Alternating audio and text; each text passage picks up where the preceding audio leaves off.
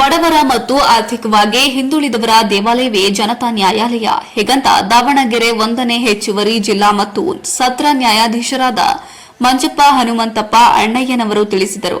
ಚನ್ನಗಿರಿಯ ನ್ಯಾಯಾಲಯ ಸಂಕೀರ್ಣದಲ್ಲಿ ತಾಲೂಕು ಕಾನೂನು ಸೇವಾ ಸಮಿತಿ ಮತ್ತು ನ್ಯಾಯವಾದಿಗಳ ಸಂಘ ಚನ್ನಗಿರಿ ಇವರುಗಳ ಸಂಯುಕ್ತಾಶ್ರಯದಲ್ಲಿ ಆಯೋಜಿಸಿದಂತಹ ಲೋಕ ಅದಾಲತ್ ಪೂರ್ವಭಾವಿ ಸಭೆಯನ್ನ ಉದ್ಘಾಟಿಸಿ ಮಾತನಾಡಿದ ಜಿಲ್ಲಾ ನ್ಯಾಯಾಧೀಶರು, ಮನುಷ್ಯನಿಗೆ ಕೋಪ ಹೆಚ್ಚಾಗುವುದು ಮತ್ತು ತಾಳ್ಮೆ ಕಳೆದುಕೊಂಡ ಪರಿಣಾಮವಾಗಿ ನ್ಯಾಯಾಲಯದಲ್ಲಿ ಪ್ರಕರಣಗಳು ಹೆಚ್ಚಾಗುತ್ತಿವೆ. ಆದ್ದರಿಂದ ಪ್ರತಿಯೊಬ್ಬರೂ ಸಹ ತಾಳ್ಮೆ ಸಹನೆಯಿಂದ ವರ್ತಿಸುವುದನ್ನು ಕಲಿಯಬೇಕು. ಕಾನೂನು ಇಲಾಖೆ ಮತ್ತು ಪೊಲೀಸ್ ಇಲಾಖೆಯೊಂದಿಗೆ ಸಹಕಾರದಿಂದ ವರ್ತಿಸಿ ತಮ್ಮ ಸಣ್ಣ ಪುಟ್ಟ ವ್ಯಾಜ್ಯನ್ನ ಇಲ್ಲಿಯೇ ಬಗೆಹರಿಸಿಕೊಳ್ಳಬೇಕು ಎಂದು ನುಡಿದರು. ಇನ್ನು ದಿನಾಂಕ 12/7/2025 ಶನಿವಾರ ರಾಷ್ಟ್ರೀಯ ಲೋಕ ಅದಾಲತ್ ಚನ್ನಗಿರಿಯಲ್ಲಿ ನಡೆಯಲಿದ್ದು, ಕಕ್ಷಿದಾರರು ಇದರ ಸದುಪಯೋಗ ಪಡಿಸಿಕೊಳ್ಳಬೇಕು ಎಂದು ತಿಳಿಸಿದರು. ಈ ಕಾರ್ಯಕ್ರಮದಲ್ಲಿ ಅಧ್ಯಕ್ಷತೆಯನ್ನ ಚನ್ನಗಿರಿ ಜೆಎಂಎಫ್ಸಿಯ ಹಿರಿಯ ಸಿವಿಲ್ ನ್ಯಾಯಾಧೀಶೆ ಶ್ರೀಮತಿ ಸೌಭಾಗ್ಯ ಬುಷೇರ್ ವಹಿಸಿದ್ದು, ಶ್ರೀಮತಿ ಮಹಾಲಕ್ಷ್ಮಿ ಜಿ ಚನ್ನಗಿರಿ, ನ್ಯಾಯವಾದಿಗಳ ಸಂಘದ ಅಧ್ಯಕ್ಷರಾದ ಎಂ ರಾಜಪ್ಪ, ಹಿರಿಯ ವಕೀಲರುಗಳಾದ ಬಿ ರುದ್ರಪ್ಪ, ರಾಮಚಂದ್ರರಾವ್, ಎಂ ತಿಪ್ಪೇಸ್ವಾಮಿ, ಶಿವಾನಂದ ಮುಂತಾದವರು ಹಾಜರಿದ್ದರು. ವರದಿ ದೇವರಾಜ್ ಕೆ, ನೆಲ್ಲಿಹಂಕಲು.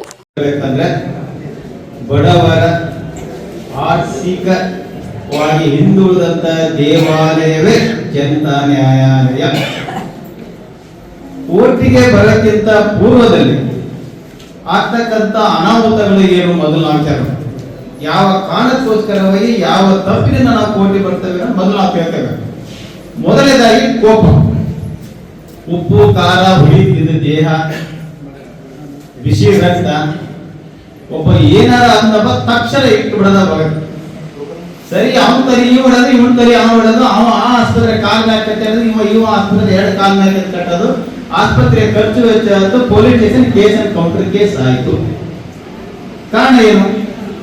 ಸಮಯ ಸಂದರ್ಭದಲ್ಲಿ ತಾಳ್ಮೆ ಇಲ್ಲದೆ ಇರ್ತಕ್ಕಂಥ ಸಂದರ್ಭದಲ್ಲಿ ಆದಂತ ಅನಾಹುತ.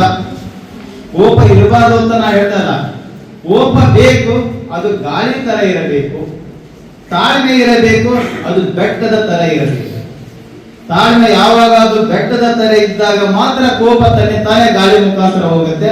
ಅವಾಗ ನಿಮ್ಮ ಸಂಸಾರ, ನಿಮ್ಮ ಎಲ್ಲರೂ ಸಹಿತ ನೆಮ್ಮದಿಯಿಂದ ಇರ್ತೀರಿ ಅಂತಕ್ಕಂಥದ್ದನ್ನ ಈ ಸಂದರ್ಭದಲ್ಲಿ ಈ ಕಾರಣದ ಸಾಕಷ್ಟು ಪ್ರಕರಣಗಳು ಕೋಪದಿಂದ ತಕ್ಷಣದಲ್ಲಿ ತೆಗೆದುಕೊಂಡ ನಿರ್ಧಾರದ ತಪ್ಪಿನಿಂದ ಬಂದಂತ ಪ್ರಕರಣಗಳು ಬಹಳ.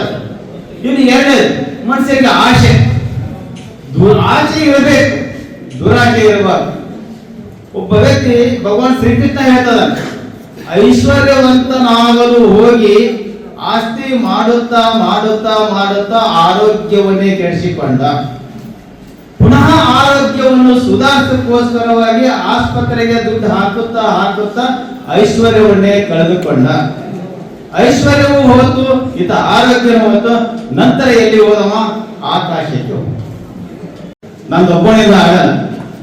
ಒಂದು ಹಣತೆ ಇದೆ, ಹಣತೆಯಲ್ಲಿ ಎಣ್ಣೆ ಬೇಕು, ಎಣ್ಣೆ ಇದ್ರೆ ಬತ್ತಿ ಬೇಕು, ಬತ್ತಿ ಹಚ್ಚಿದ ನಂತರ ಕಡ್ಡಿ ಹೊಡೆದು ನಾವು ಹಚ್ಚಿದಾಗ ಮಾತ್ರ ಅದು ದೀಪ ಆಗುತ್ತೆ.